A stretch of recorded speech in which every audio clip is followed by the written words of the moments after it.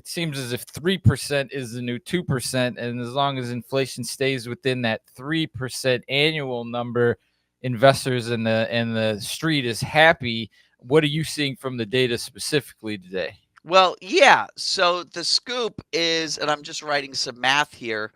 We got 0.3% for the month, which if you kind of extrapolate out for 12 months is actually 3.6%.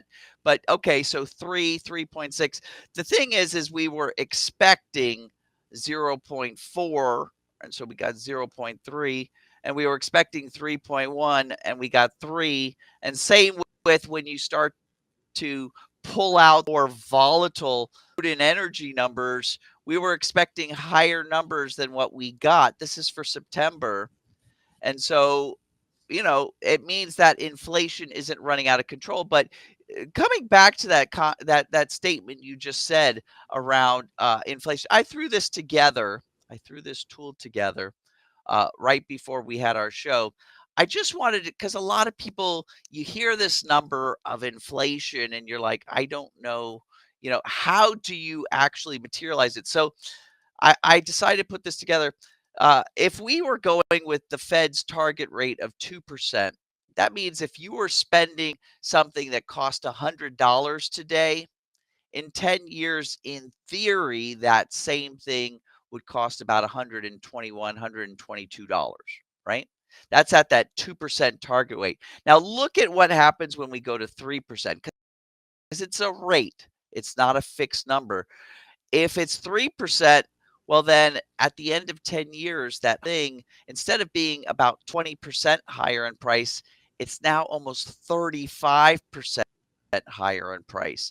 And if we go back to the that we were seeing, 5, 6%, you know, it starts to build on itself. In 10 years, something that cost $100 today would cost 160. It would be up 62%.